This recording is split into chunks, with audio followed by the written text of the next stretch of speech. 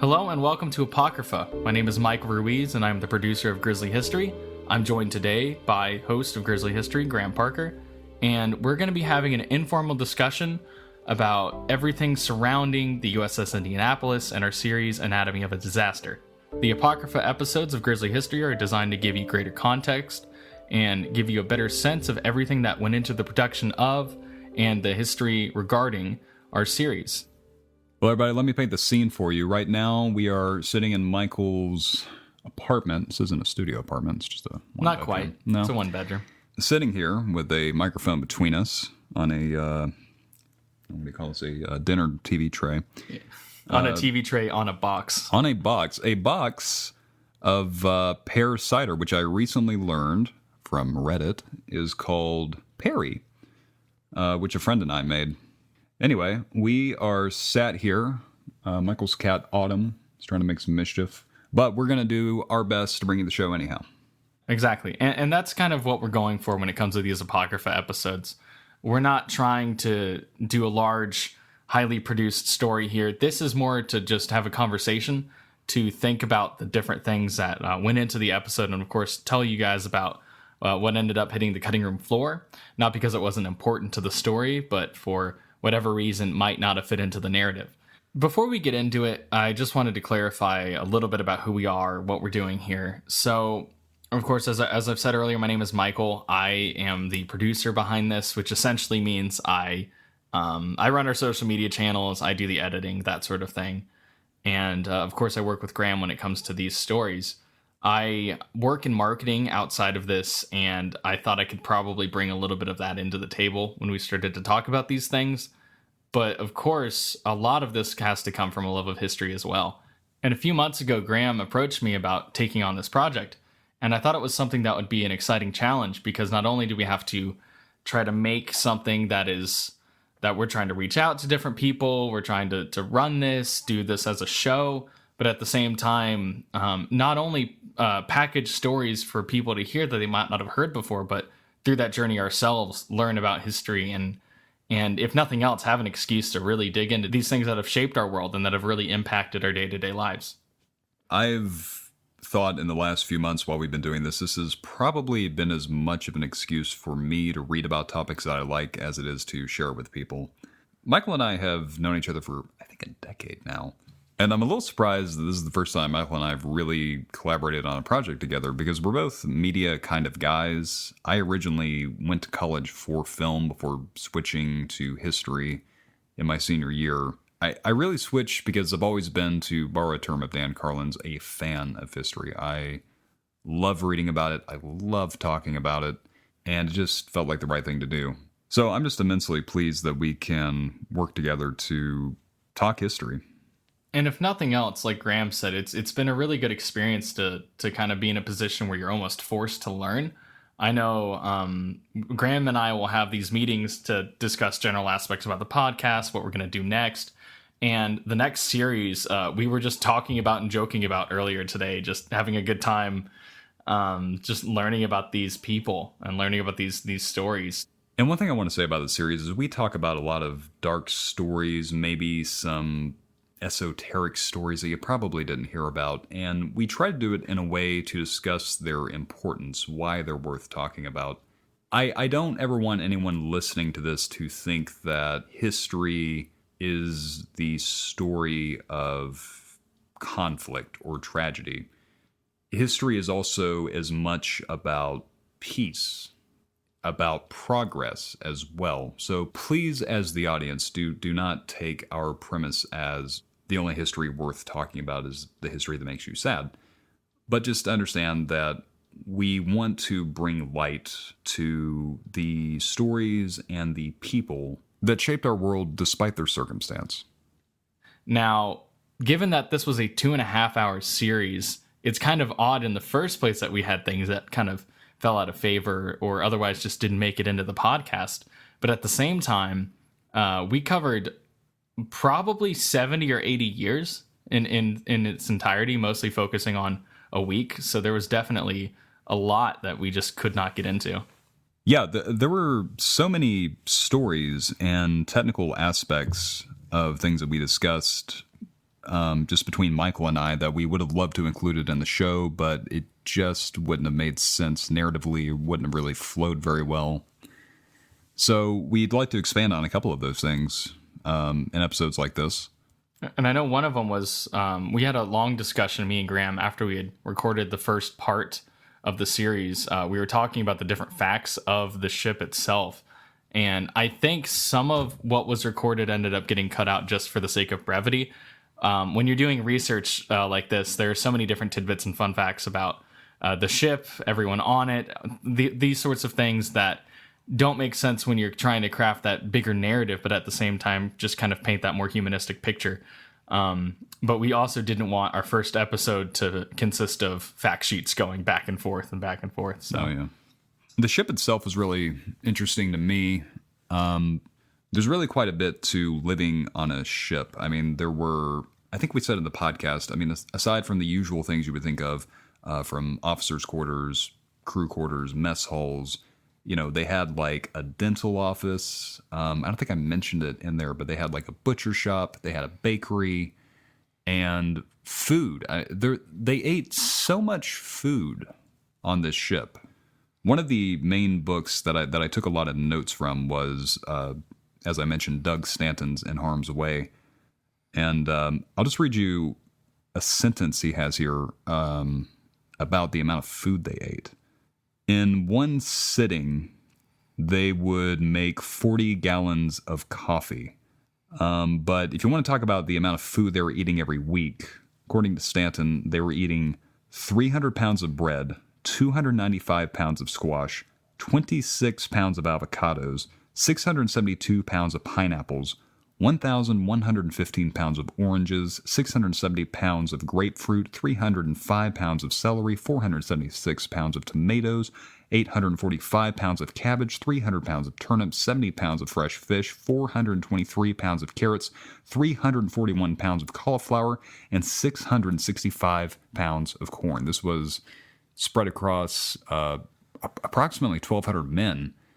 And it just really shows you how much of their store space must have been devoted to food for these voyages. It's just so much to think about. I think it's one of those things as well where if you have not been on, let's say, a cruise ship or any larger vessel, I think for most modern, for most people in the modern day, the best frame of reference you get is going on a cruise ship. And you really have to understand that when we're talking about something sinking, like a ship sinking, this is a city sinking at this rate. This is a small town. Yeah. It's got an entire economy. It's got an entire, not necessarily class system, but of course, like all the way from officers all the way down to down the ranks of the U.S. Navy. Like there are so many people on this ship, and it's that was something that was really hard to get across, especially when we're talking about after the ship had sank, is subdividing everyone into different groups, not necessarily to hide or mask or obscure their humanity, but just for the sake of trying to get the story across. There were hundreds and hundreds of individual stories told by these different survivors over the years that they dictated to various historians. So when it comes to crafting that narrative, you try to piece together the different stories that you hear. Like you have one or two men that might talk about something that might get some minor mention and minor focus, but you have 40, 50 of these men talking about different things like the shark attacks and the hypothermia, the exposure. And so that kind of becomes the larger narrative in which to kind of frame the story when you're trying to package it and get across that information to everyone. You could fill books upon books of individual experiences. One thing I really enjoyed about covering this topic is just how many contemporary interviews there were, taken by newspapers as well as for documentaries. A lot of our stuff focused on Doug Stanton's book, but there are other books that kind of contain stories that a friend of mine who listened to the podcast was telling me these elements of the story that we hadn't even heard. And that kind of surprised me, not because I think we're grade A historians, but because we had spent months on this topic, specifically Indianapolis, the book Indianapolis by Lynn Vincent and Sarah Vladeck, was something that we did a bit of looking into after releasing the episode, and of course before recording this. One particularly interesting thing that we covered in the podcast a little bit was the reports that Ultra, that high-level intelligence decryption program, uncovered about the movement of the Taimon submarine group. These reports feel like something out of a science fiction film. These are things that we understand that the U.S. military, as with any military across the world, has its secrets and has its technologies that you learn about after the fact. But just the sheer amount of information that Naval High Command had that hadn't passed down to the rest of the U.S. military, particularly the military in Tinian and Leyte, that could have made an impact, that could have found out about the sinking of the ship far earlier, is something that I think is hard for us to understand in a modern setting. When you have such secret information as to know what the enemy is saying when they say it, you obviously have to play your cards carefully not to let them know that. As I mentioned in the podcast, there was the Battle of Midway. The U.S. press reported on the fact that we'd used these decryption programs to figure out where Japanese ships were, and they totally changed their entire process, and we had to figure that out again. Like, I remember there was, in the 2014 film Intimidation Game, where it was talking about the Enigma project, where they were decrypting communications from the Axis powers. I don't know if this was made up for the film or if it was, really something that happened, but the film presents it as the brother of someone who worked on that project was on a ship that was targeted by, I think, like German Air Command, or maybe Sea Command, to be taken out, and he wanted to report it, but they held back on that because they didn't want to tip the enemy off to the fact that they were reading their communications. So obviously in practice, to some degree, they had to use discretion when it came to what information to act on. Like, yes, they may have known where these people were at this time, but if they attacked them and there was no reason for them to know they were there, that would have raised suspicion. However, the thing I don't really comprehend about this instance with the Indianapolis is the fact that they knew a ship, well, the communications from the submarines indicated that they had in fact sunk a ship, and no action was taken on that. That, obviously, I don't have all the information, and I didn't have the responsibility the Naval High Command would have had knowing that, but I mean, I really don't understand why they wouldn't have immediately gone and searched the area, having known that. Right, and something that I feel like is notwithstanding with this is that you have the USS Indianapolis. This is not some common battleship. This ship was at one point, remind me, which president used this as a personal escort? President Roosevelt, it was his ship of state, and even at this point during the war, it was the flagship of the Fifth Fleet. Right, and not only was this an important ship just within the military, not only was this like a really, really important asset for the U.S. Navy, this is a ship that had just transported the materials to drop the first and second atomic bombs, and it was just heading back from that mission. This is something that military high command should have known about. If not, everyone in the Navy would have known that this is one of the most important ships that has just gone through one of the most important missions it probably ever will. In fact, this is something that we shared on our social media accounts, and I would encourage you to go read the full Ultra documents yourself if you find yourself very interested in this sort of thing. But I'll just read a couple of quotes from those documents that they had found out. I believe this one was sent on the 30th of July, where they noted that one of these ships attacked and sank one vessel, sinking confirmed, and it goes through the positions of hits and of those hits of the attacks. And then you also have lines like this: operate respectively within about 50 miles of the following four positions in accordance with combined naval force for purpose attack against the supply line between Leyte and Okinawa, and also to intercept the enemy striking force should it return. So you have U.S. High Command having access to the fact that there are these specific submarines. They know exactly which submarines they are. They know that they're going to have Titan missiles on those submarines. You know that you are sailing the USS Indianapolis into these waters, and you also know after the fact, after the ship is sank, just one day later, that a ship has been sunk within those waters. So if any of that information was passed down to the people on the islands of Tinian or Leyte, then it wouldn't have been 4 days. No, definitely not. And I think that kind of ties into the court-martialing of Captain McVeigh as well, because you have a lot of instances here where you can see the failure of the U.S. Navy to really get on this much faster. Let's say they couldn't have even prevented the ship from sinking in the first place. They could have definitely rescued these men much earlier. This is something that Michael and I were actually just talking about before we turned on the microphone, is there were just so many, I guess, seemingly minor things that could have been addressed, to which it would not have taken, half a week to find these guys. Particularly, I think about that Order 10 CL-45, the one that was handed down by Naval Command to cut down on the paperwork, which essentially said the arrival of combat ships shall not be reported. And then what did you have? You had the people at Leyte trying to figure out, okay, well, does that mean that the non-arrival of combat ships should not be reported? To which they thought that that's what it meant. And as a result, they just never counted the ship missing. They just kept marking it overdue. And I think that's something that really defines a story, is human error. You have the error of U.S. High Command intelligence to pass down these messages. You have the issue of not communicating whether or not ships are arriving or not. You have individual military bases debating these words instead of having clear and concise orders from the command. And you have the U.S. government kind of trying to bury this story in the wake of winning the war.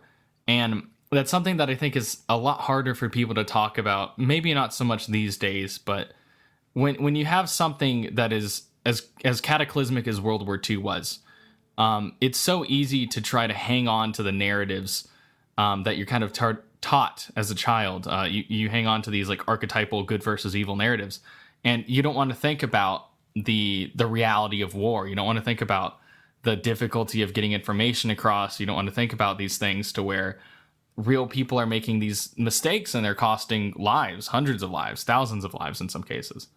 So especially when you kind of think about where the story goes from here, and when you think about how Captain McVeigh got summoned in to have a court-martial, and the captain of the submarine that sank his ship even getting called in the hopes of having him say something that further condemns the captain, you just have a story that was desperately attempted to be buried.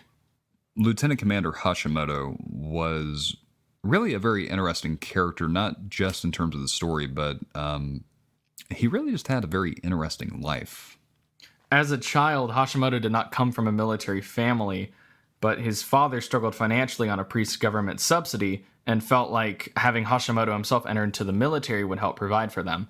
So that's kind of where you see Hashimoto get a start within the military, and of course rises to the ranks. Eventually has, on the Japanese side, a very illustrious military career. So eventually, of course, the war ends, and he will eventually go on to serve for another year in the military. But in the fall of 1945, he's summoned by the United States. Keep in mind, at this point, Japan is still occupied by the United States. He's summoned in. It costs what's equivalent to $26,000 in today's money. And he's asked to testify, in large part to condemn Captain McVeigh's actions for failure to zigzag. This was something that was extremely controversial at the time. There's a quote here. I will change one or two words for modern sensibilities, but somebody said that it is the most contemptible thing I've ever heard to summon a Japanese officer to testify against one of our own officers. I made a living practicing law before Navy courts and boards for 25 years. This reaches an all-time low in courts, board, or congressional investigation. And that was said by a U.S. representative. That was Robert Doughton. So you have a very strange thing where you are essentially bringing forth an enemy combatant to criticize your own officers in order to obfuscate the failures of your own military.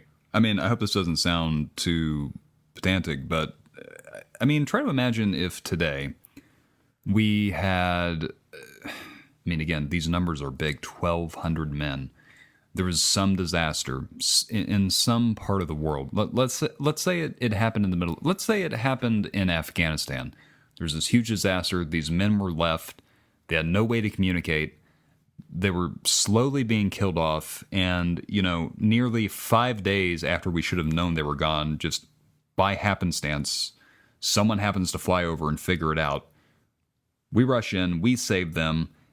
It's obviously a huge disaster on the part of our intelligence and all of our military assets. And imagine if the military knew that, was so embarrassed by it, so desperate to cast away that guilt, that they put the commanding officer on trial and flew in an Al-Qaeda lieutenant to testify against him. That is nearly inconceivable, and yet the World War II equivalent of that was happening.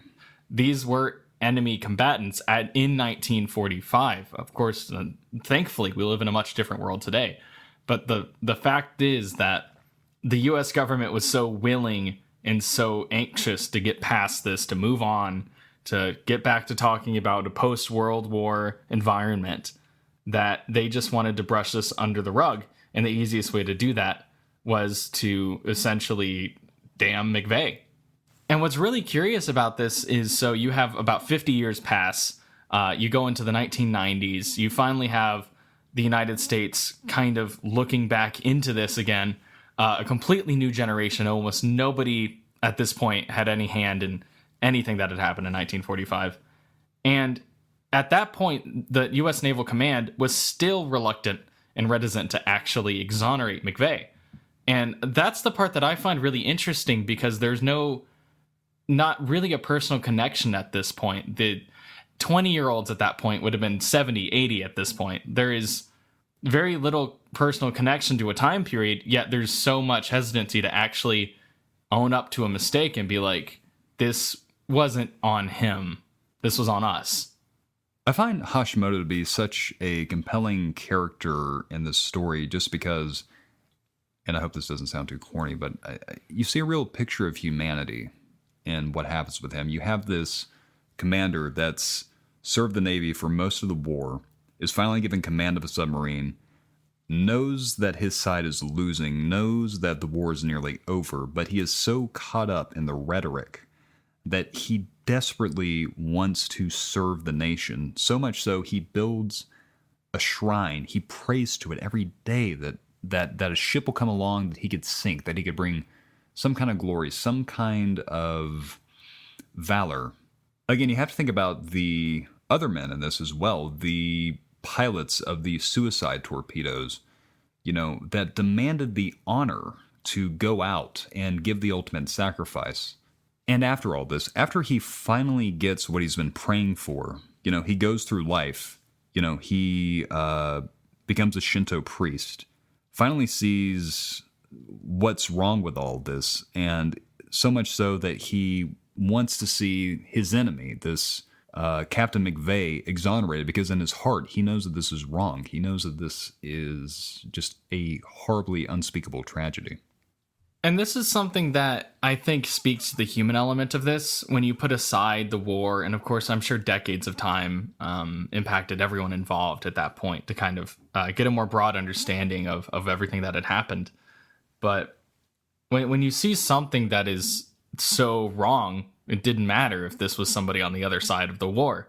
And like you said, that's it would have been such a fascinating thing to speak to this man and kind of learn more about his reasoning. But he was very outspoken about wanting to exonerate McVeigh. It's a shame, truly, that he would pass away literally days before that exoneration would end up coming. I think the attempts to exonerate McVeigh really speak to the power of persistence, given enough time.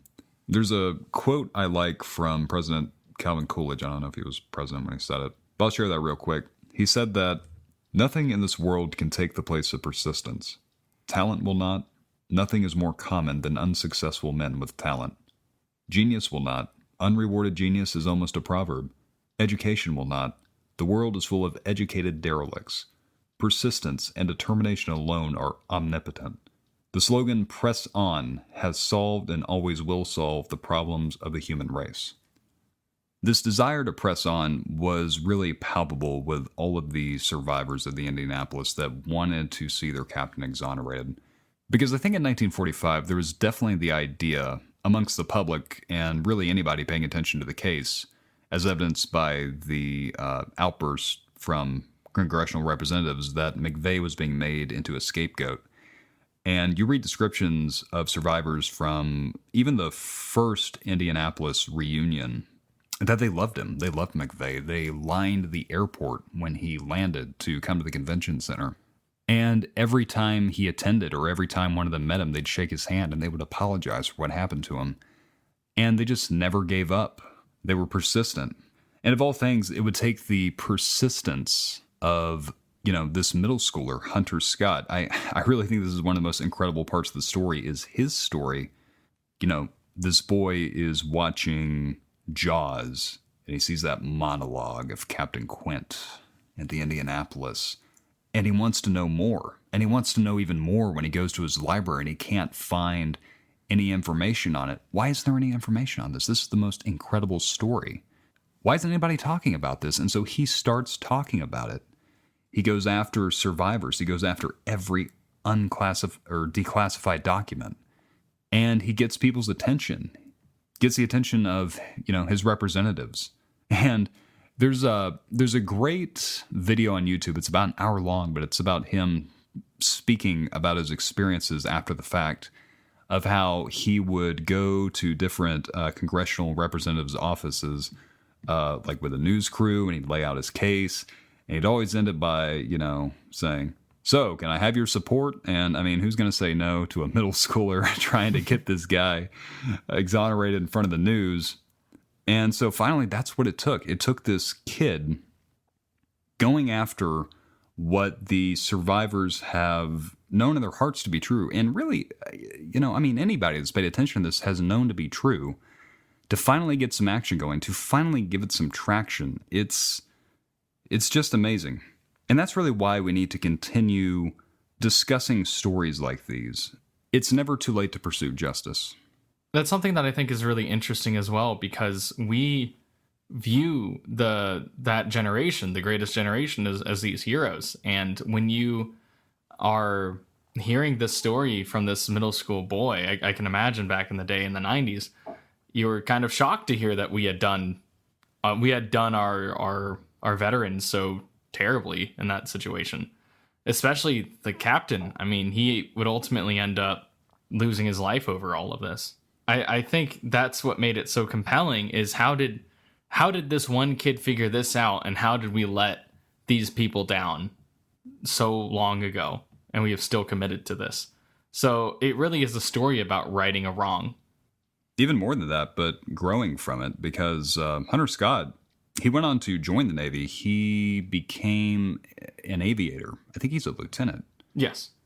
So there's no shame in acknowledging this wrong, and it's still preserving the legacy of the U.S. Navy. It's not about us trying to talk about this time the government messed up and that's this terrible thing, but it's that growth process that needs to take place, and it's that healing process cannot take place until you acknowledge that something had happened, and something had happened, and we had let those men down, and it was through that story and through righting that wrong, whether it was the actions of the men who survived or the actions of a middle school boy, or even Steven Spielberg for that matter, it was all of these different people kind of bringing attention and awareness to a story that hadn't been concluded. I'll tell you something that stuck out to me was when I kept reading the accounts of survivors and I kept looking at how old they were. Most of the ones I looked at, they were pretty much between the ages of like 19 and like 21 and 22. I mean, a lot of the officers were older, but I mean, the bulk of the survivors were pretty young. And I don't know what it is, but when I look at photographs of people of an older generation, it could even be like my grandfather's yearbook, I look at them and they look older to me. It wasn't until like recently there was the suicide bombing in Afghanistan that killed several service members, and I remember looking at the photographs of the dead, and my first thought was, my God, they're so young. And a lot of them were the same ages, and it really just hammered it home to me that so many of these people that experienced this had just begun their lives. They had only just technically crossed the line into adulthood, and they were immediately faced with what was probably the most difficult part of their lives for the rest of their lives. It's something to where you can kind of see the human body aged almost by experience rather than by actual age. You can see years of trauma on the faces of these 19-year-olds, and these men that at this point are several years younger than Graham and myself, and it's just very hard to think about. Like, I think about myself when I'm 19, and I couldn't imagine anything like this. And that is a lot of the reason why I think it was so important to bring justice to this story, because these men went through hell, and I think there should be recognition that this was not their fault. It was not Captain McVeigh's fault, and I can understand a country seeking solace in trying to put something to bed. And I can understand not wanting to focus on the military failures that took place during the war, when the war had only ended a few months ago. But this was not the way to do it. Something that I don't think was really thought about, at least something that I was not thinking about before we started looking into the story, is just how cold the Pacific is. And especially just how cold it gets at night. You think about where they sank, you might be thinking about Hawaii. You might be thinking about tropical waters and thinking about the shark attacks being the worst part of it. Now, of course, this was the deadliest shark attack in human history, but this was frigid cold, and these men were dying of exposure left and right from just hypothermia. And it's just like the image of basically floating in ice water for 4 days straight, often wearing a life vest that just gets waterlogged down. That's just an aspect of the story I don't really think about. And I think a lot of that is informed by the fact that, like most people, my exposure to the story was through Jaws. So all I was thinking about are these comically large sharks coming after these men, and that being the struggle. But it's the whole encapsulation of all of it, the exposure, the hypothermia, starvation, dehydration. That really stood out to me, because you almost want to make this like a Hollywood movie, because that's what you had been exposed to the story was a Hollywood movie. I know there's a film made recently where Nicolas Cage is in it that's about the Indianapolis. I haven't seen it, so I'm not here to trash the movie, but all the scenes in the water certainly did not seem very accurate to the accounts that we know what it was really like. Jaws was my introduction to the Indianapolis as well. Watching it, I don't know, however young I was. Obviously, when you're talking about a shark hunter and sharks, I mean, how could you not think about the sharks? I mean, I think the statistic was something like 50 men a day died of shark attacks. Maybe as many as 200 people died from sharks, but there were an additional 400 men that died, twice as many as died by the sharks. And what I'm left thinking about is those moments when the ship was sinking, because almost everybody was asleep when they got hit. You know, there were a few people awake, obviously, for, night duties. But most people were asleep, and the ship sank in like less than 12 minutes. 12 minutes. I mean, you've got 12 minutes. You don't even know you have 12 minutes. But you've got that amount of time to figure out what you were going to do for when you hit the water. The stories I read, some guys ran to the mess hall to make a sandwich or to grab cans of Spam to like cram in their shirts. Some people grabbed water. Some people wrote messages home. Others just, still in their underwear because they were asleep, just jumped over. And I can't help but to think of how crucial those few minutes were for what would essentially be the rest of their lives.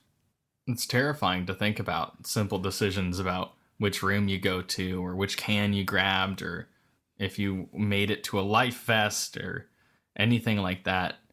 Life or death decisions made just quickly and often without any thought, because there's no time to think. And that's another thing to where when I'm editing these episodes, I'm taking something that Graham has sent me. Often there are multiple takes, so I hear these things several times over. And over the course of the week or two it took to edit these two episodes, I got really endeared to these people like Father Conway or Dr. Haynes, or just all these different, I don't want to say characters because they are real people, but when you're crafting this narrative for that purpose, it can feel like that. And I just remember being gutted when some of these people started dying towards the end of it. Not because I didn't know it. I had sat down with Graham. We had discussed this. I knew it. It's just when you're spending just 2 hours with these people, you can just start really feeling that devastating loss. And it's just hard to think about on such a grand scale over the course of 4 days, the hundreds of stories, the hundreds of people that passed away. That's just nightmarishly terrifying. So I don't know if anyone else who would listen to the episode had a similar reaction, but it's kind of hard not to when you really put the human element back into the story. And I think that's something that we're trying to do with Grisly History in general, is we're trying to find ways to instill the humanity into it. We're not trying to sensationalize it. We're not trying to tell a story that is over the top dramatic, but like with our narrative sections and kind of with the words we're choosing, of course, it's all a work in progress, but simultaneously, I think it's important to get across that these are people. I think it's important to take the time to get to know these people. No, these aren't happy stories. This is not peaceful history, but it is what it is. And I think it's important as essentially documentarians to make sure we're getting the facts right, but we're also conveying the reality of what we're discussing. Yeah, I'm glad you brought that up, because really one thing I think we both envision for this podcast is to tell stories that are relevant, compelling, but also respectful. And the main reason I like including the narrative sections in particular is because I really want to get across that the stories we read about, the stories we hear about, they happen to real people. And they weren't just characters in a book. These are real terrors. It's important to be respectful of that. So I hope this episode was informative, or at least it kind of shed some light on the different ways that we approach this topic and just kind of the creation of the story. Of course, next month we're going to be coming back. We have our new series, Ends of the Earth. We talked about that very briefly in our last major episode in the ending of Anatomy of a Disaster. I'm really excited for you guys to kind of experience that. That's going to be a much broader story. There are multiple moving parts and players in that grand narrative. And I'll just say I've never been more terrified of snow and ice than I have been these past few days learning about this story. So, Graham, with that being said, did you have anything else you wanted to share before we sign off? Well, the only other thing I wanted to say was I'm really looking forward to interacting with the audience with this show. So if there's ever anything you had a question on, anything you wanted to know more about, something you wanted to ask us, these are the episodes where we'll discuss that. So please feel free to message us on social media, message us on our website, because we'd love to hear from you and just have a conversation. If you're not already following us on social media, of course, we have a Facebook, Twitter, and Instagram account. The links to all those can be found on our website, grislyhistory.com. We have a lot of ideas for future expansion on that front, including bringing you guys stories in a much smaller format, not in these massive hour-plus long episodes, so please be on the lookout for that. Otherwise, of course, the first episode of our next series will be coming out first Wednesday of the month as always. You'll be hearing that in November. And until then, I think both of us are going to go back into hunkering down and getting this stuff done. So with that, my name is Michael Ruiz. I'm Graham Parker. And thank you so much for listening. We'll see you next time.